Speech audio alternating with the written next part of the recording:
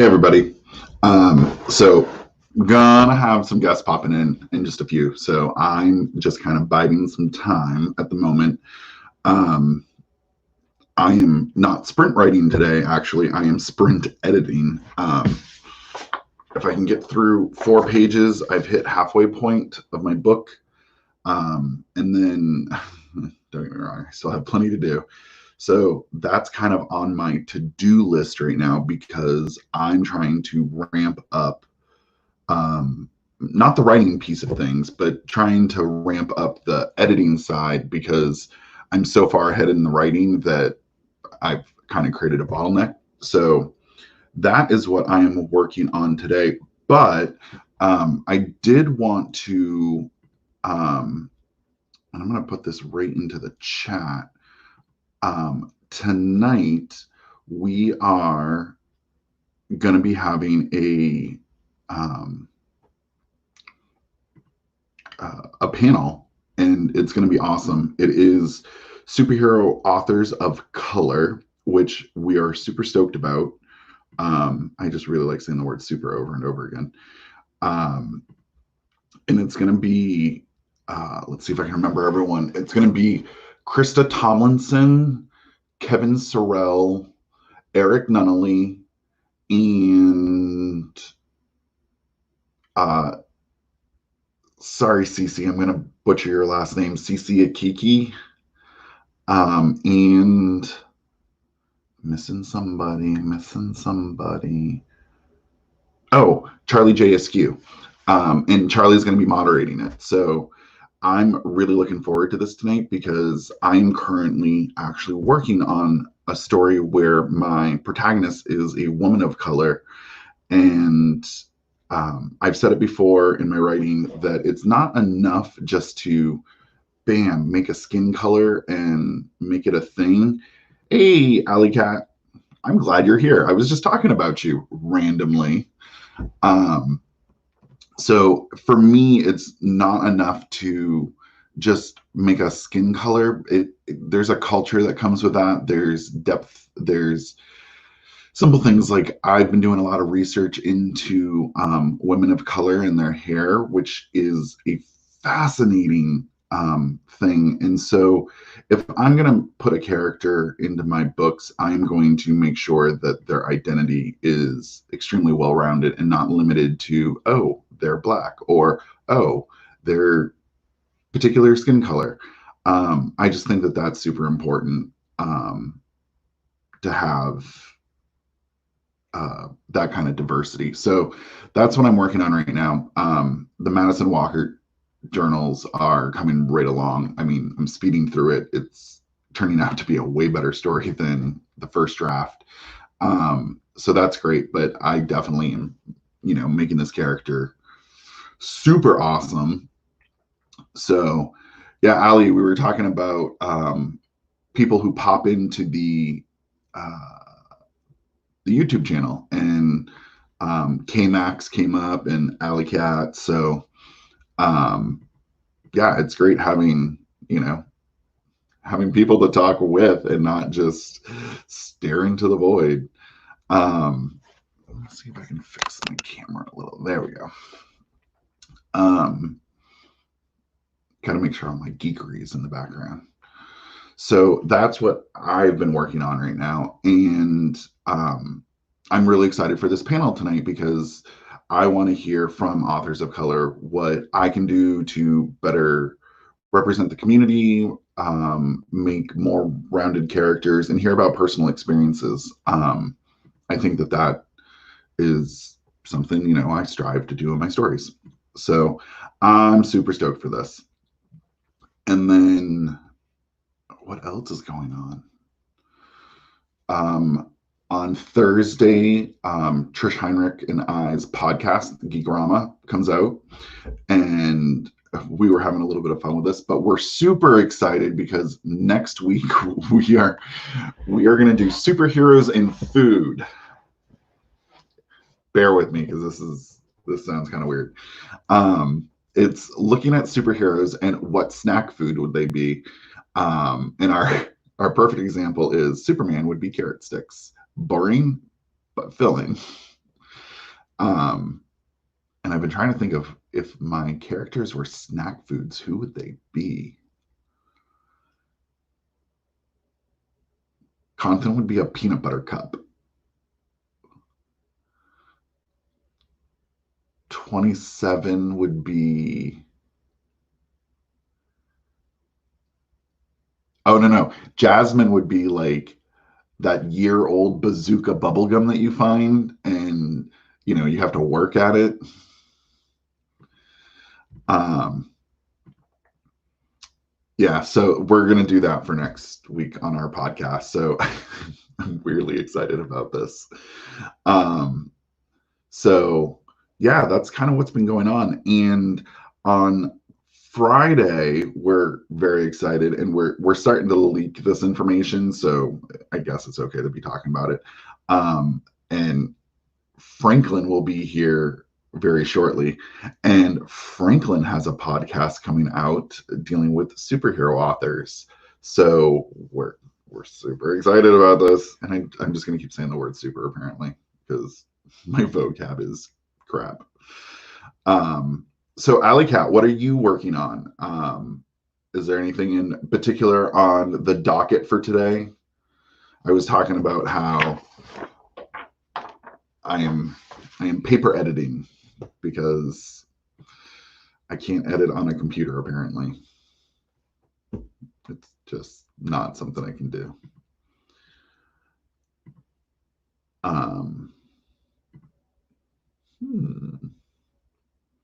I just sent out newsletters this morning, and there's just a whole lot of little tasks that authors do. I'm in some newsletter swaps. I'm in a big story bundle, which is going to be extremely exciting, that I keep checking, and it's supposed to be up today, but it is not, which is confusing me. So hopefully,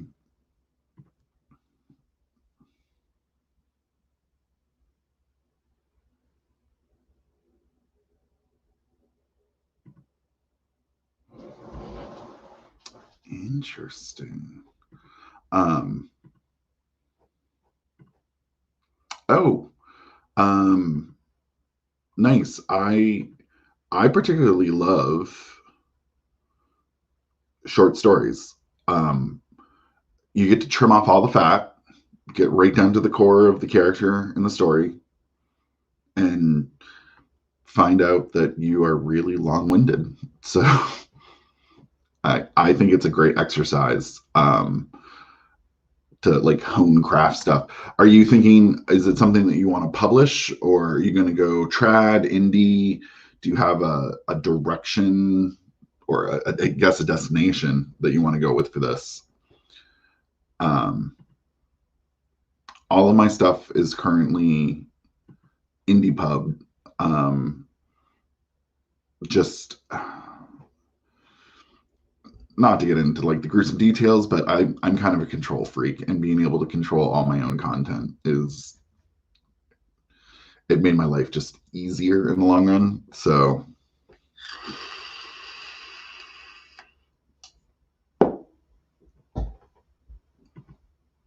I should probably set up some sprints. Let's do a sprint for 15.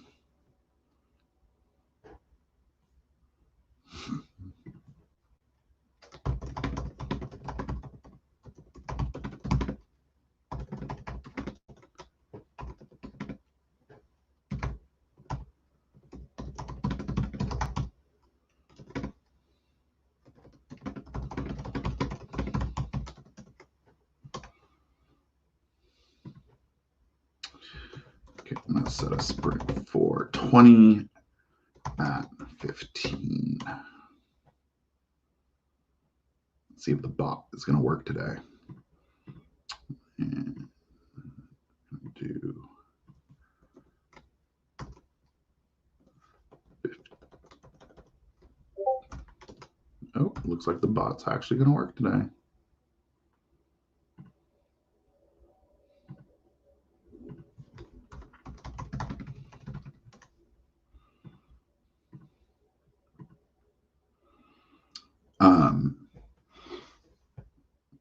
So if this is your first time watching, what we do is we do 20-minute sprints. It's kind of put on your jams and uh, break out the coffee. 20 minutes, go hard. Broski. I can work with broski. Um, Not much. I'm actually, yeah, we're going to do a sprint in 4 minutes. We're going to go for 20 minutes and it's just hardcore. Thank you. Thank you. That makes me so happy right there. I need more people in my life that are like, bang this out. None of this, none of this like, I'm going to wait for the muse or I need to be inspired. No, that's not how this game works for me.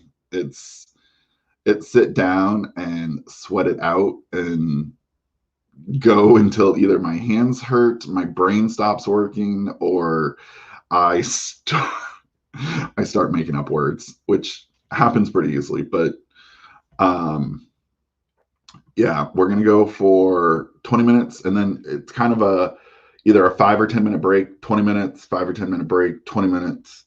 Um, basically, basically, you get up long enough to stretch so that you don't become.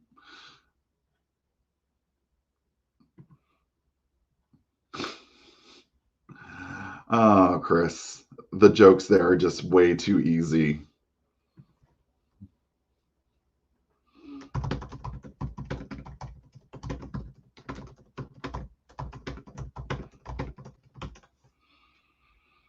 Um, yeah, so basically, my goal for me is uh, get this book done in um, finish editing this week, which is pretty ambitious. But both my day jobs have ended for the day. Um, Chris Wilson wants a shout out, so there's your fame moment right there. Are you gonna write with us? Are you gonna do some writing sprints?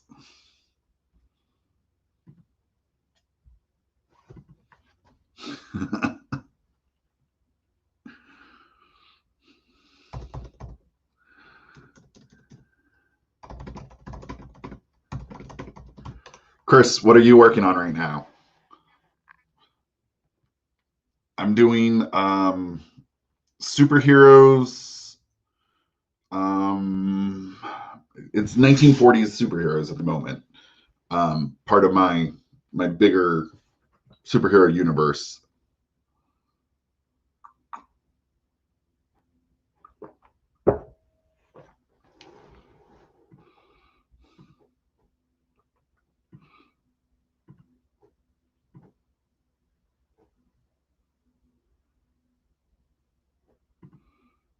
I feel the constant need to talk because I'm in here by myself. Franklin's finishing up like work, so he can come join us. People in their day jobs.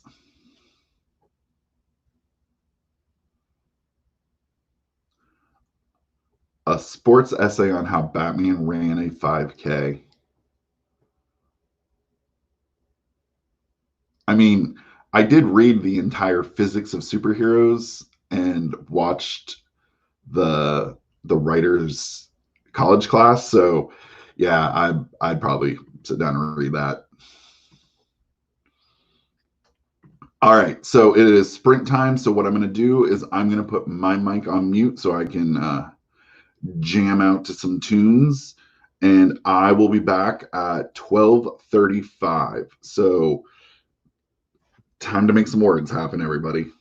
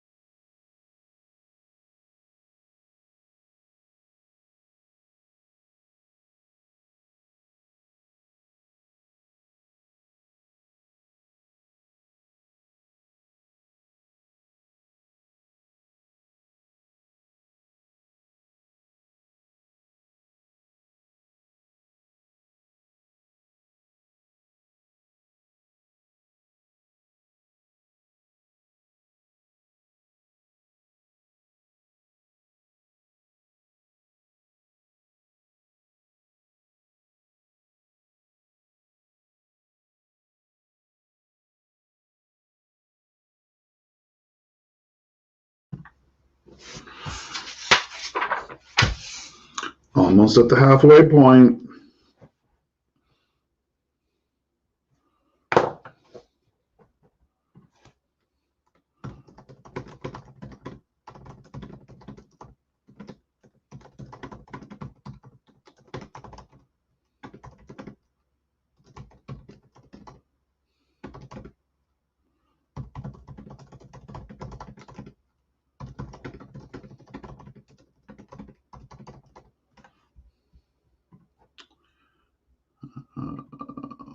Let's see. There we go.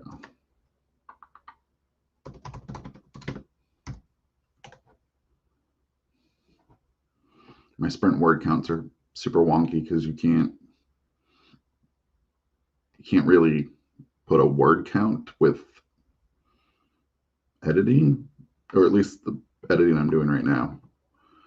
So it's 3 pages.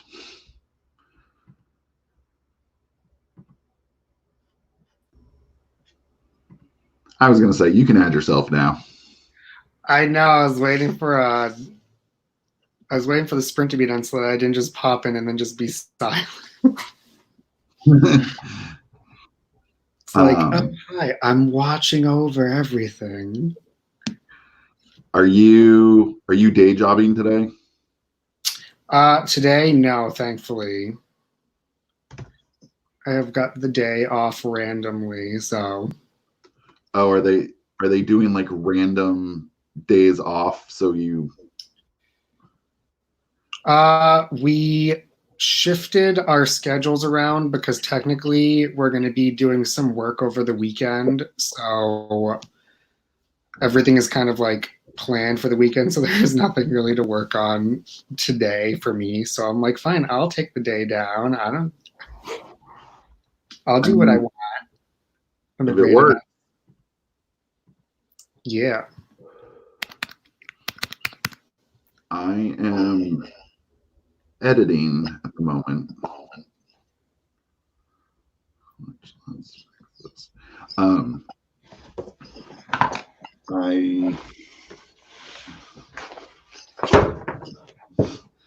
got this much done.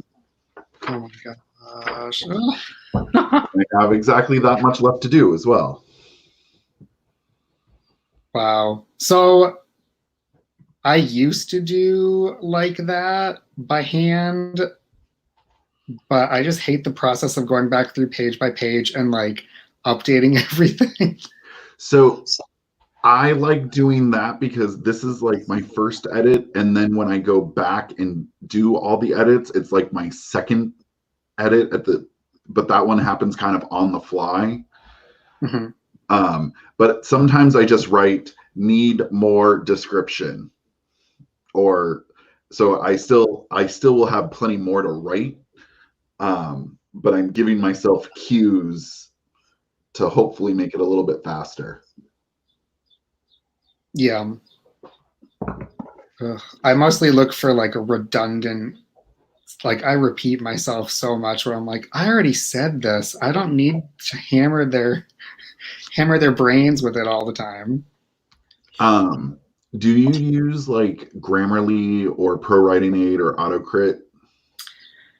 I don't. I just have like, what is it?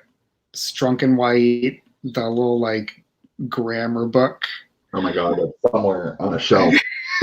So I sort of keep track of like, did I do this statement right? Did I do this punctuation right? And then I'll like double check it in the book as I go through and be like, okay, that's like my pass of stuff. I have a ProWriting8 account if you ever want to use it. It's really good for making sure your tenses stay correct. When you use passive verbs, I'm horrible at passive verbs, so that's its own edit for me. And then like my character sees ghosts, and so in one paragraph I might use the word ghost like 12 times, and I'm like, there's some problems. like we need to fix this. Yeah. I've gotten better at noticing when I use the same word multiple times. It's like, I should be more creative with how I describe these things. He ran down the hallway quickly, and you don't need to say that.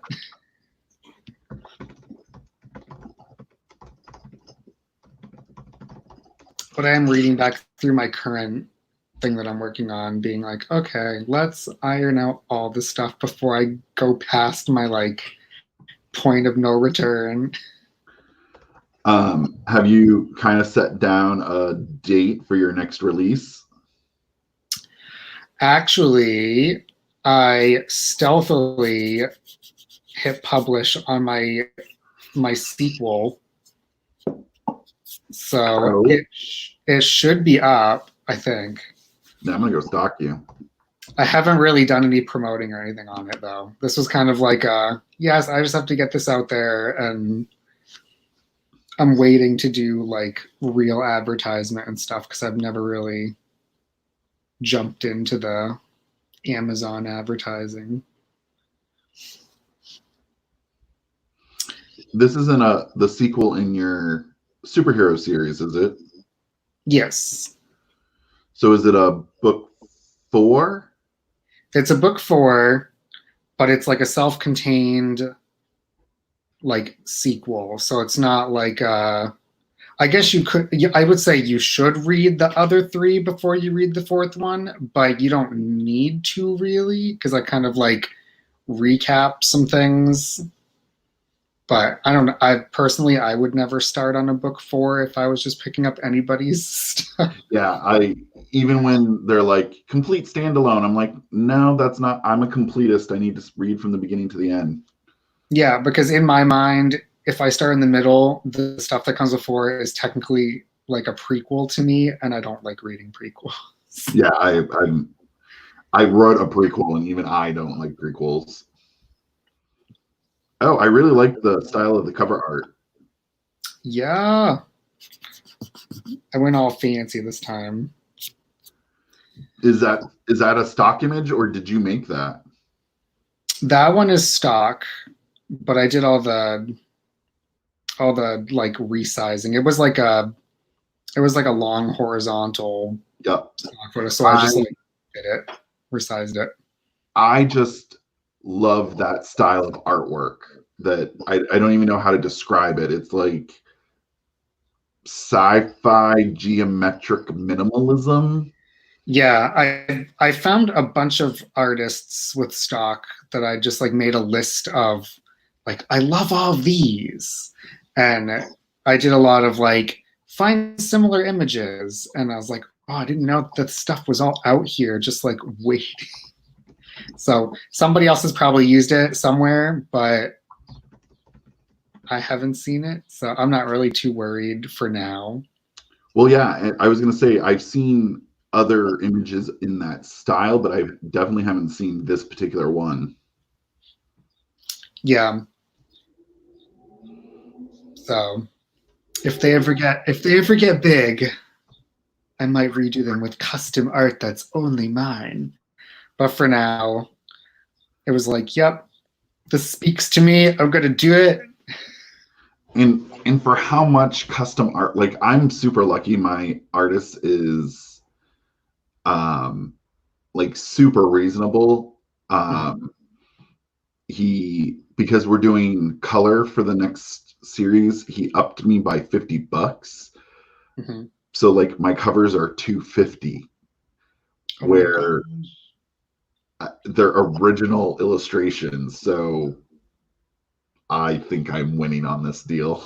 Yeah, the custom stuff is worth it. And even some of the places where it's oh, you can buy the pre-made cover, we only do it once. I'm that stuff is worth it. If you can find stuff that lines up with what you're looking for, and then snag it before anyone else grabs it. Jeff Haskell's wife, I think her name is Rebecca, does his cover art for the Arsenal series. Gosh. And she does some, I think she starts with a root like stock image, but it's custom by the time it's done. There's nothing stock about it by the end. Yeah, his are all so shiny and like future. I'm like, oh. The one that she has that has the like the gladiator-esque sci-fi cover. It's the amazing blend of like Greek artwork meets futuristic sci-fi. I'm like, yeah. I bought the book just for the cover. Yep. Occasionally I'll flip through my Kindle. I'm like, just want to look at this. Yes, it's like, oh, I'm totally guilty of buying books just because the cover was beautiful. And I've gone back. I've had like my wish list where some of them, it's like, oh, I should just do it because I keep like longingly looking at it and just like drop the $4 and get it. And some of them, and I need to talk to my artist about this. Some of the book covers, like Cece's his Age of Heroes book cover. Yeah. It's done very much in like kind of an homage to Alex Ross. And I just love the artwork so much that I want a little print of it. And I wish more artists, sometimes I just want cool artwork. Yeah, it's really weird in the like indie world where like cover artists have figured out like, oh, there's like way to make money off of selling stuff to make book covers, but then there's all these like things in the contract where it's like you can only use it for digital. You can't do paperbacks. If you want to do paperback, it's extra. But then it's like, are the artists able to then, after they license that out exclusively, are they then able to sell prints of that work, or is it all tied up in a weird loop? So here's my little dirty secret. I have no contract with my artist. Nothing. We basically have a gentleman's handshake on everything. So like when he was like, I'm gonna need to charge you a little bit extra. I hope that's okay. Like, but this is why I'm doing it. And he was like super like timid about it. And I was like, dude, like, yes, like absolutely. But like now I'm thinking like, oh, I kind of want to sell prints of some sort, but like he's working for so cheap that if I made money on this, I would almost feel obligated like to share it with him because it's his work. Yeah. It's different when it's something that you're printing just for yourself to hang up somewhere. But I think what I want to do, because when this series is done, I'll have 5, 6, 7.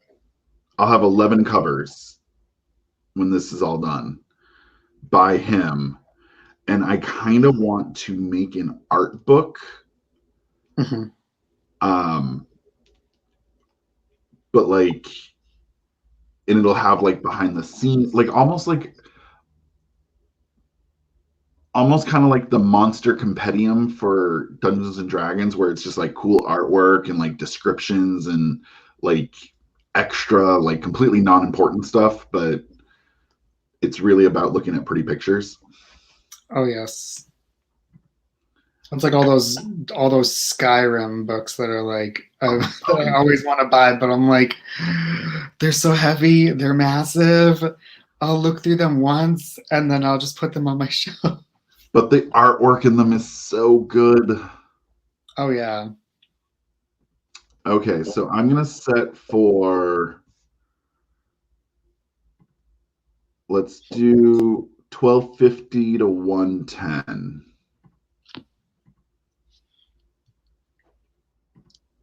say my words will not be huge because I'm mostly just doing what you're doing and reading through my past stuff. I've done like I'm 6 chapters in and I'm like, okay, I'm almost at the point where I just have documents bunched together where they just have to all be figured out what is the beginning of a chapter, what is the end of a chapter. So nothing too exciting.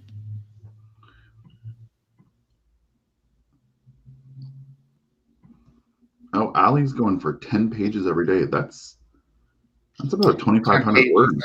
of typing, yeah. That's impressive.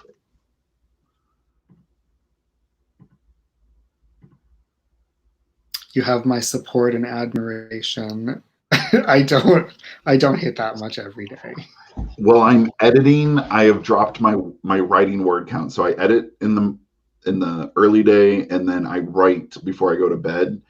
But I've been getting like 500 words, 1,000 words, but nowhere near my normal production. My brain is mush by the time I'm done with 20 pages of this. Yeah.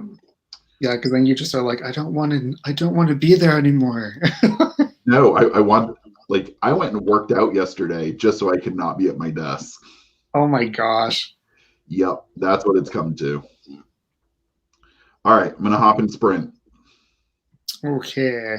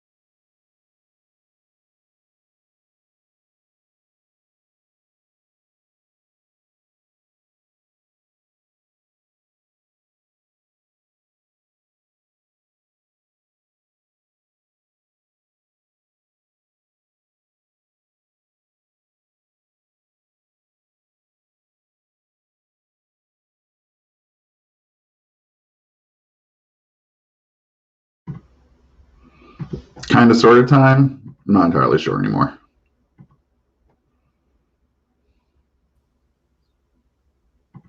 Just reached the end of a chapter.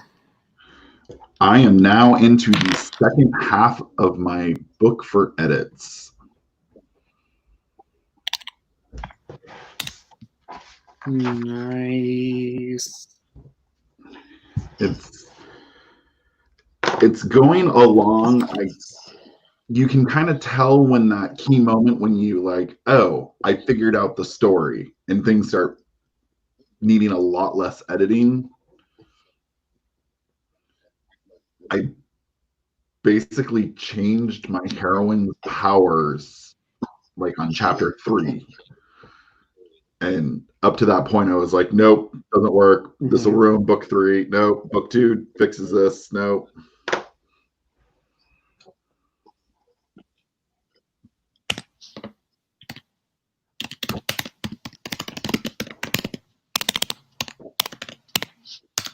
No.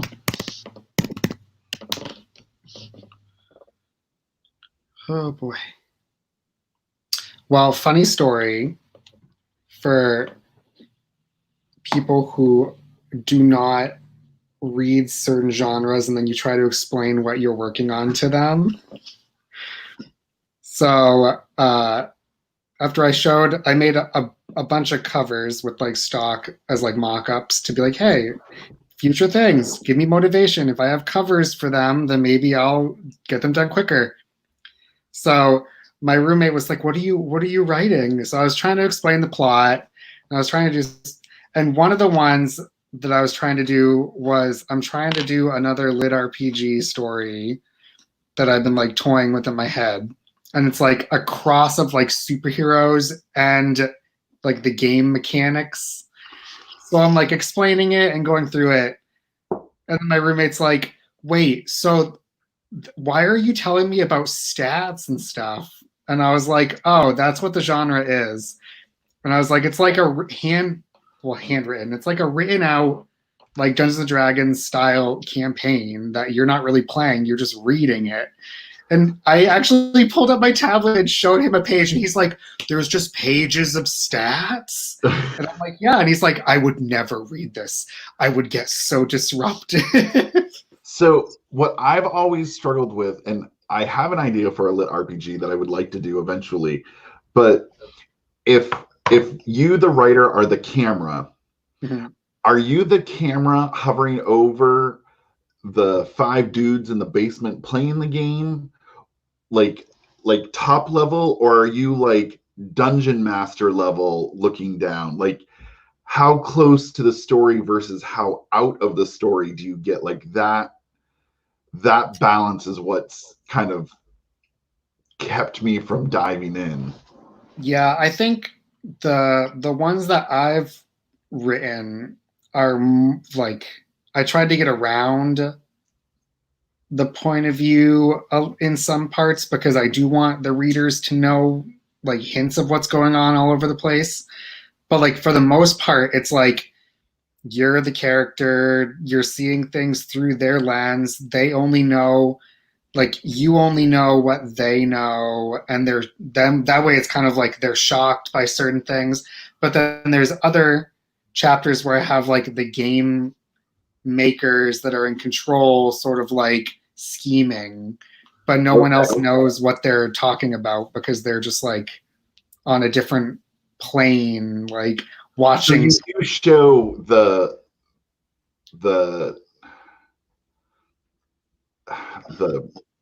constructors of the game as part of your story? Yeah, for the fantasy one, yes. You know what I kind of remind lit RPG? Did you see Cabin in the Woods? Oh yeah. It's totally like that. And I'm trying to do some of that in my like superhero idea where it's like, oh, there's like a crazy secret organization that's like orchestrating things that no matter how strong you are, you won't beat them because they're rigging the thing. And I'm like, that's interesting to me because when I think of shows like Heroes and like stuff like that, the secret organizations are always like showing up everywhere, and I just like that. So I'm trying to do some of that in my outline and figure out where it all fits in. So that I think I could do a cabin in the woods version. Like, because you can almost have like two very different tones at that point. Mm-hmm. Because let's just be honest, like the best part of that entire movie were the people in the control room making bets. Yes. I love the like the people in charge like fighting with each other over like, ooh, this player is gonna be the one that makes it to the end. And it's like, oh yeah, I would do that if I was in their position. I mean, like you must have like certain like we're at work again, might as well make bets on what's gonna happen. Yeah. And then it's fun. Like I have stuff planned where it's gonna be like, oh no, this character was supposed to be defeated, but they somehow made it to the end. And it's like, no, this goes completely against what we had planned. So it's like in Dungeons and Dragons where the players like totally just take over the game. And it's like, so what do we do next? And then the people in charge are like, we don't know. We did not plan this far. So, I mean, in a way, like the Matrix would be lit RPG, Oh, just it would not with totally be. the like. They just don't have little floating things around them saying like, here's your power levels and But they kind of did with the phones. I mean, they worked it right into the. that's true. And granted, they broke the system by being able to insta download and stuff like that. Yeah. Huh. I like that. I also like the I don't know. It's such a weird genre. I keep trying to like come up with weird twists and things. I don't know if any of it is going to be a success if I actually get around to doing it. But it's fun to think because I always think like, oh, like my brothers have like a Dungeons and Dragons campaign. And it's like, yeah, it used to be like the nerdy thing, but now everyone is kind of doing it. But I've listened to some of their things and they've showed me their notebooks of stuff they've come up with. And I'm like, this is kind of creative. Like, So someone made the reference to me that I need my day job as a teacher. I need to stop pretending that I'm a teacher and I have to pretend that I am living in a lit RPG situation where like my students are actually like little goblins and I'm out to defeat them or just and I started like I go to work and I'm like, wow, your wisdom stats pretty low. And the kid who like stole my stapler, I'm like, dexterity is good with this one. I have your stealth basically skills are off the hook. I know what your dump stat is. Oh.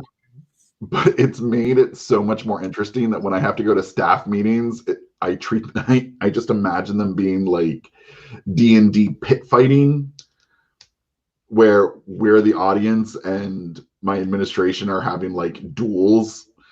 It completely like, is this genius or should I start going to a therapist to talk about detaching from reality? I like it when it's the real world because then it can be so tongue in cheek and hilarious. Like I almost want to write one where it's like the opposite of what they all do, where it's like, oh, someone's transported into the game. I want like a crazy Viking to be transported to our world and then just have to like do dumb menial things to just like you've acquired a vehicle. You are missing keys. Go acquire keys to turn. It's like, what? Why isn't this stuff working? Are there no boats around here? Like, I mean, because do you remember the old Dungeons and Dragon cartoon? oh yeah. Oh my Like, gosh. but how funny would that be for it to be the other way around, where like this D&D troop all of a sudden find themselves in the modern world. That would be hilarious. I would. That needs to be a Netflix series right there. Ugh. There's so many things. There's so many things that can be done. So I feel like that's why it's like a fun genre to try to like put things into, but it's like the stuff that is there right now is all mostly fantasy. So whenever there's someone that's not fantasy, it's like, oh, it's so fresh and new. It's like, yeah, because we're not just like opening a handbook and just like changing the names around. Well, and I feel like the genre for lit RPG is similar in superhero. Superhero is not really a genre; it's an archetype. Because there is no lit RPG like genre designation on Amazon either. Like we sort of have the superhero stuff, thankfully, Yeah, but it's so broad. Like there is really no like I don't know. There's no like hard and fast rules to be like this is what a superhero book is. So it's kind of like that's how people get away with like doing weird things. because if you wanted to, I mean, essentially, you could do an art. Like, do you remember? Was it Half-Life? Was the name of the game? So, like, Yeah. there was a dating aspect to that. Bordered on creepy, but it was there. I mean, you could write a romance lit RPG book. You could write a fantasy lit RPG. Oh my gosh. That would be hilarious. Like, I would read a romance lit RPG. Like, Just getting ready for the stupid date, being like, you've increased your face powers. Powers of persuasion +5, like whatever that means. but I want the hero to have like a really low score on charisma, so everything goes wrong. Oh yeah. Like, Just show. I want one where it gives the main character the little box with the dialogue options, and they always pick the worst one. oh my god. Like, did you ever play like oh god. This is like old school, but like the uh something the Beholder, it was Dungeons and Dragons. Like your only options in it were like going forward, going backwards, or like it would come up with multiple selections, and every one of them you would somehow wind up dying. Oh. But it was like an impossible game to play. So like you basically just were like, how long can I not die? And you're like, I got to 10 moves this time. Oh my gosh, yes. But like I could see that lit RPG erotica could be a thing. Oh no. I don't know. I don't know because there's just like in superhero there's like different branches where there's ones that are just basically a guy on a quest to get as many girlfriends as possible, but then the people that read that they're different from the people that read the like epic quest books, and then if you have any hint of romance they're like I'm done, I'm automatically done, this is going to turn into like a giant collection of girlfriends, and it's like oh no. So no, I feel like they would be like nope, I will not read this. because I could so see the story being like Bob's adventures to get laid. There's got to be there. I'm assuming there is someone that would read that. And his eternal goal is to wind up on the island of Amazon women. And here's his epic quest to get there. Well, I as I'm thinking about it for a superhero themed one, it's like because a lot of the stuff that I've written so far, my characters are able to like develop new powers, so it wouldn't be so much different. It's like you have certain abilities that are locked until you have the correct experience to use them. So it's kind of like it does lend itself to being like, oh, they either have to go to some sort of like learning academy or like figure out tricks to like quickly get experience to unlock their new superhero powers. The only downside is the way I play video games, it would be like cool story, exploration. You die the first time. The next 12 books are going to be grinding. And then it's going to be such an overpowered battle at the end that it's only like 3 chapters. Yeah. Ugh. Like, what would be grinding for a superhero? Like, just But doing all day long, your hero goes around and saves damsels in distress, like just one after another. or like another bank helps robbery. people across the street. Goes and cleans up the just community service. Every person at a crosswalk, they escort across. Ugh. It's like I'm picturing Tom Holland just like being like, okay, Mr. Stark, like I really want to unlock the rest of these options in the suit now. Sorry, Peter, you still have 35 points left to earn. Oh. Oh my god. Like it's so ready for comedy.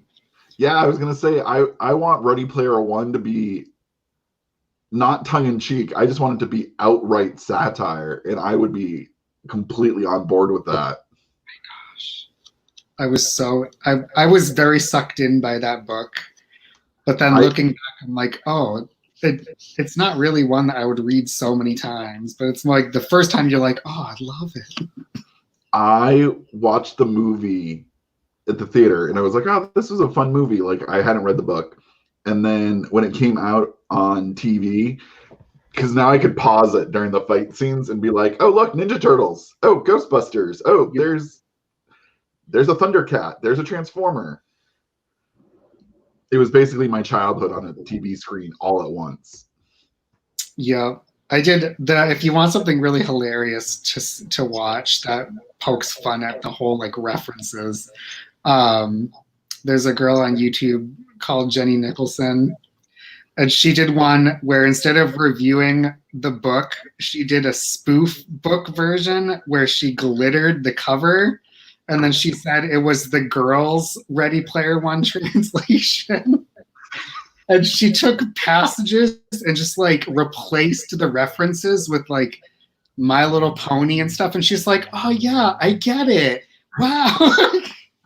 And it was so ridiculous because I was like, wow, this is so true. This is what this. And in hindsight, like, I mean, it is a very gendered specific story. Like, Yeah. it was boys 80s and 90s.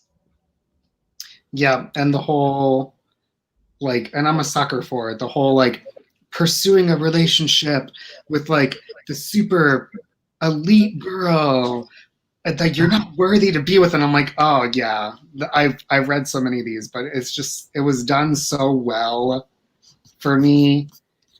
I don't know. I might have to go watch it again.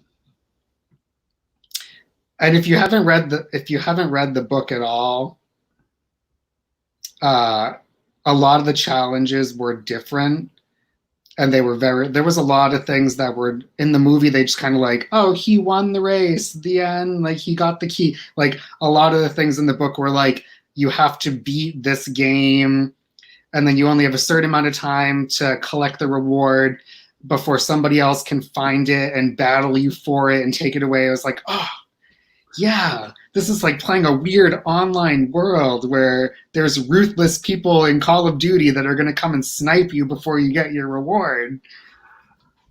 Yeah, I am. When it comes to online games, like, what's the superhero one that they made? What do you mean? What? There was a superhero MMO. City of Heroes. City of Heroes.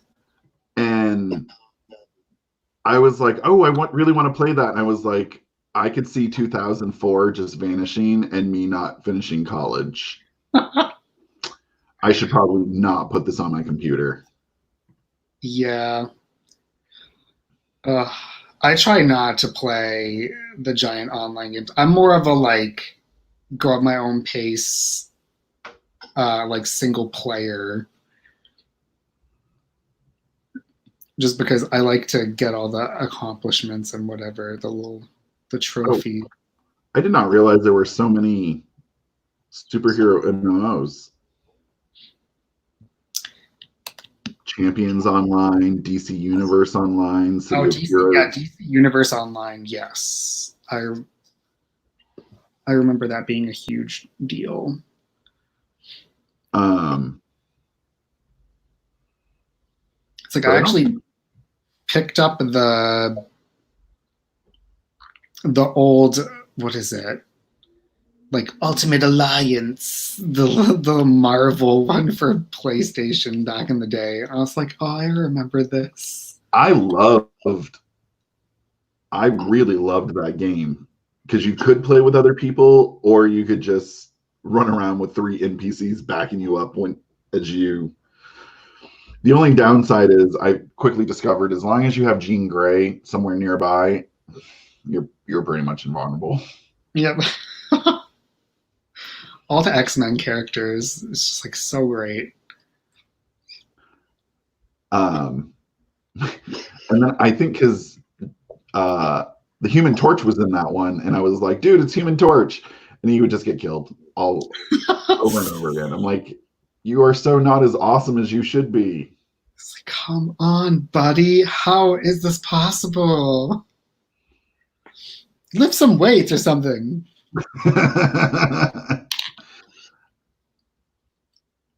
I wonder if I don't know if any of these are still actually going.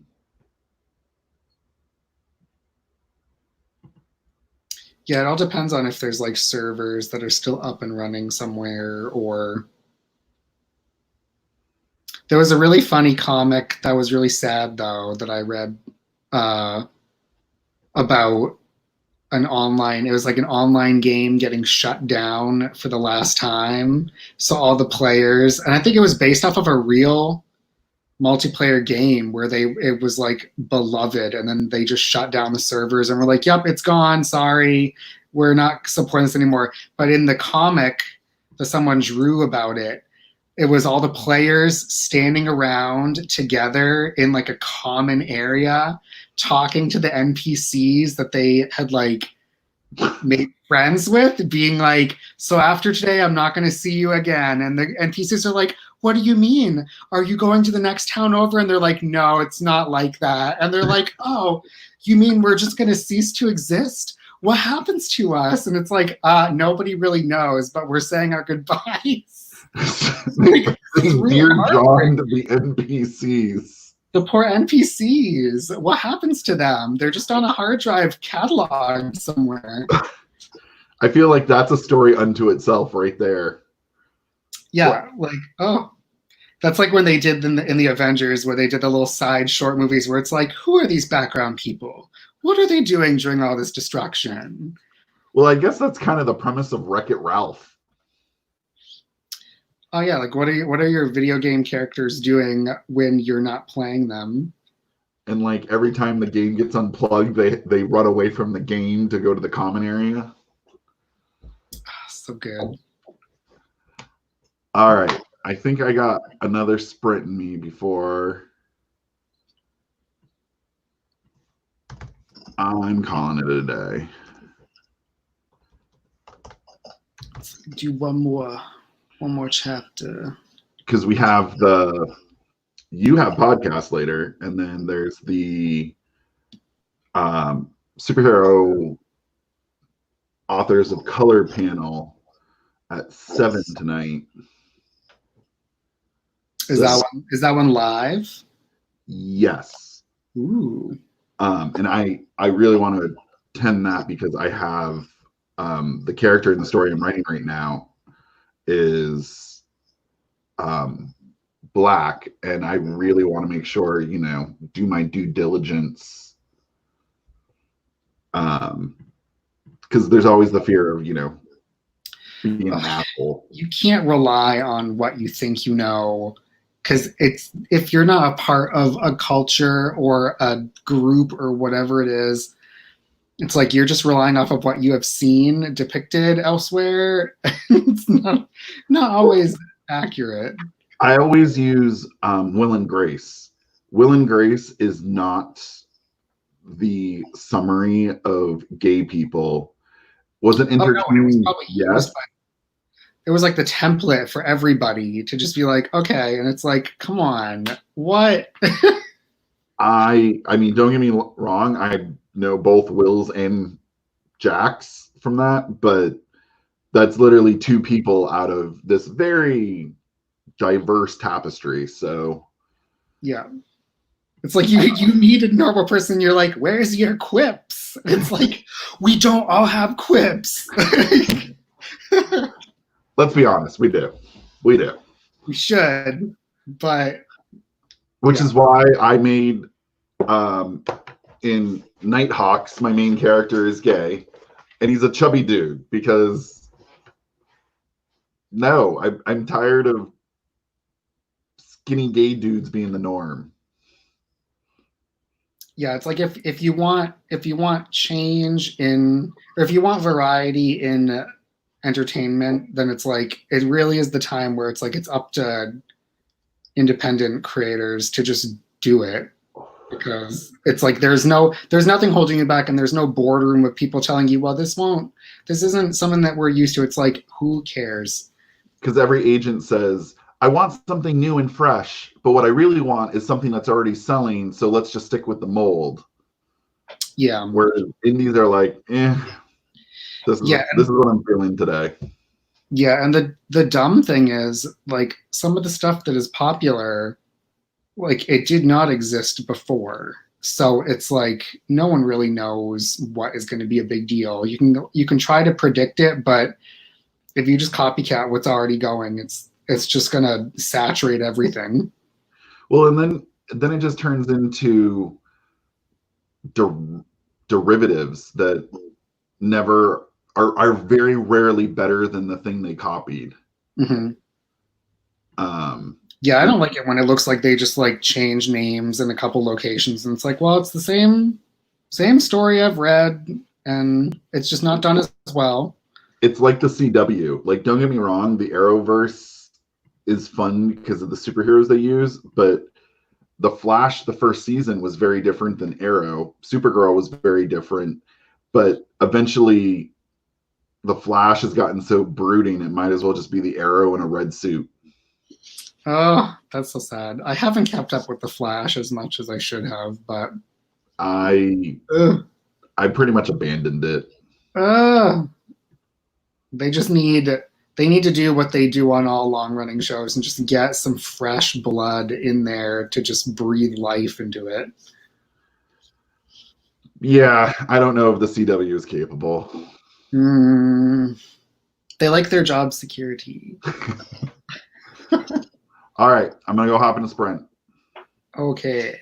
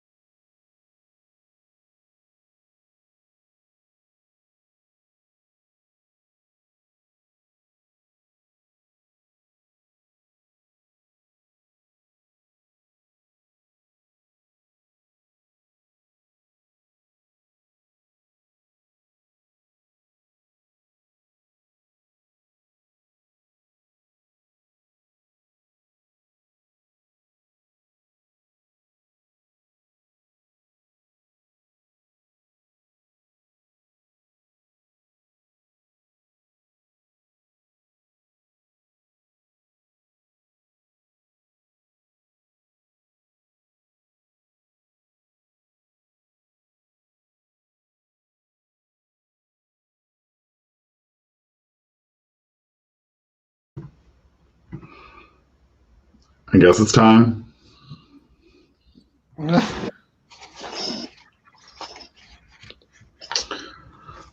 I'm on page 79 out of 138. Oh, not bad. So what is that? Is that all? How do you print?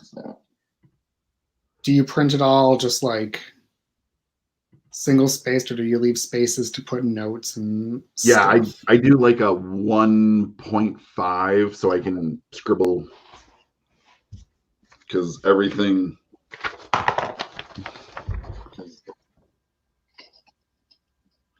Oh my gosh.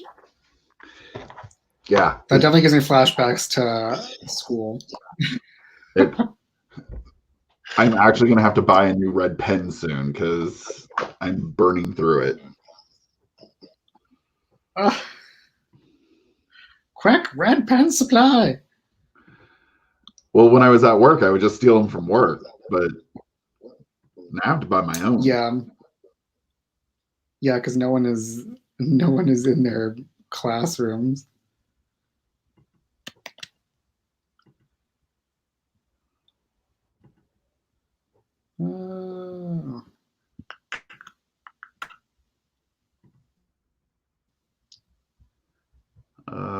Newsletter went out today, so I'm like hovering on newsletter stats.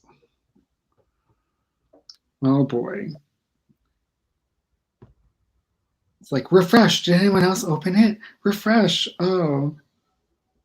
Yeah. 2 clicks. I'm getting some click. What are they clicking? Because it's definitely not buying my book.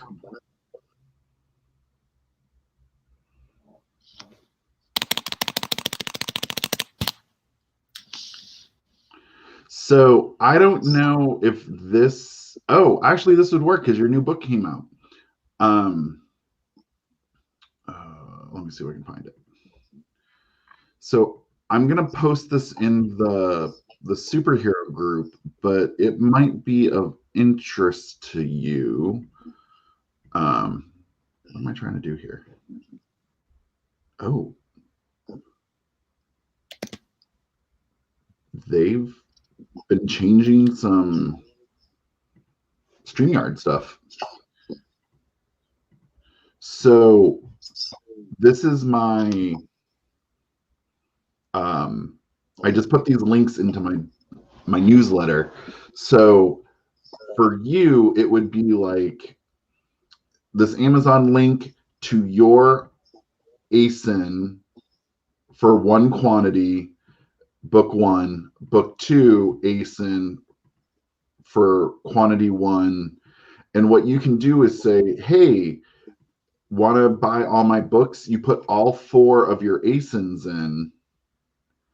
And when someone clicks on the link, it auto adds all of your books to their cart.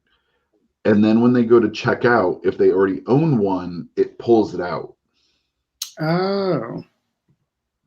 So it's Nice. a way to force their cart with all of your books in it. I'm not going to use it for a lot of stuff, but my newsletter, perfect. Does that also work for like adding your books to your Kindle Unlimited, where you can be like, read now, and it will download them all? Don't know about KU because hold on, I'll show you. I tested this earlier. So what happens is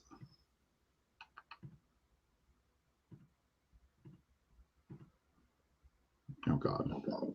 It does this, and then they continue on to the store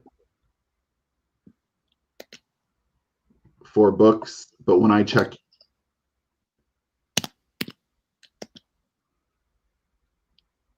oh, this is my other account, so it would let me buy all of my books. Yeah, I've seen sometimes if you click on the series page for things, it'll give you the option to buy just the ones that you own. So, which I like because I hate keeping track. Some ads on Facebook right now, and I'm actually going to switch the next ad that I make. Instead of having it point to book one, I'm going to have it go to my series page, and see if that makes any differences. Because like yesterday, I got really good income yesterday from my books because I had 2 sets of people buy all my books at once. Oh, wow. I want more of those because that's good profit. Yeah. And of course, most of my people buy. Why are people clicking on that or that? That's weird. Yeah. We'll see. And then the story bundle still hasn't gone up.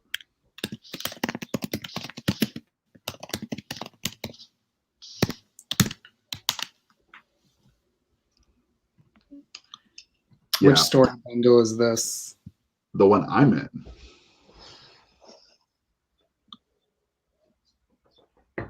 Did it have a release date? It was supposed, well, it didn't.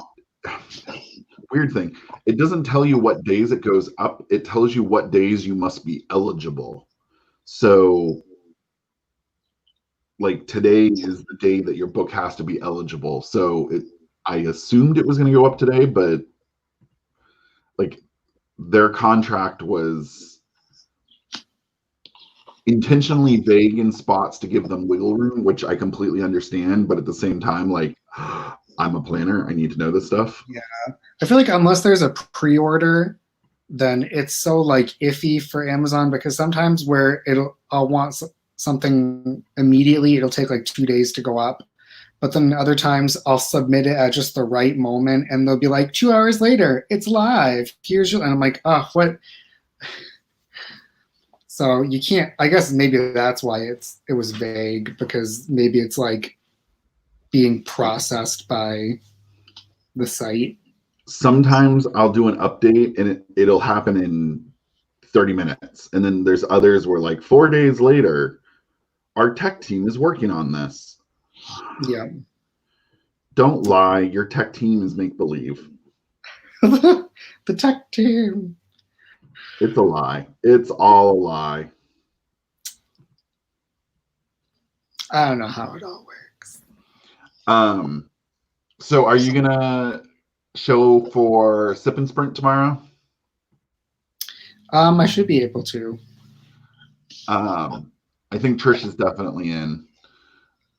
I'm gonna see if I can get Lana to show up again. Yeah. Go work on your superhero romance. Oh yeah, I gotta do my short. Start work on my short story, so it's not last minute when December rolls around. Trish is all nervous. She's like, only like 3 stories are in. Like, well, we're not gonna make it. I'm like, you don't understand how people do this. They wait till the last possible minute. I'm talking to you, Karen DM. Actually, she's got her story written already, so she's ahead of most people. Oh wow! Now I really have to get on it. Yeah, I think from what I've kind of heard, the rumblings, we have 6 or 7 stories at some stage in the works right now. So,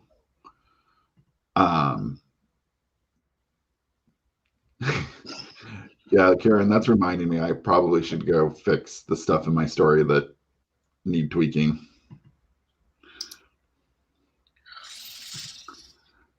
Get rid of the notes. She's ahead of everyone right now. Okay, so you have kind of a big thing happening on Friday. I've already told everyone.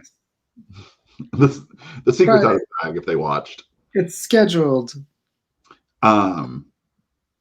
So that'll go up, and then it should be available. iTunes takes a little bit longer, but it should be up on iTunes by Monday, and then Spotify is really quick. Google Play is really quick. And then there's like the umpteen million other places that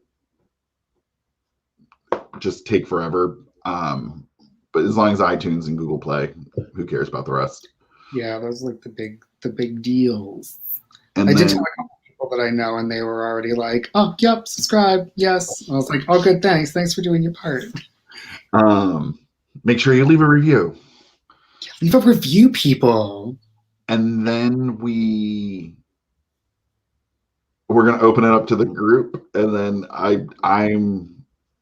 I'm curious to see the madness that ensues as people scramble. Yeah, I'll have to see what happens. I mean, it's not too hard so far, but well, even if you get like 30 people, it just means you're booked out, which is kind of nice. Yeah, because at the most it'll be four airing per month if I do one a week. And then like I was thinking, like, I know I want to do it, but I'm going to try and schedule it closer to a release date. So I'll probably book in July.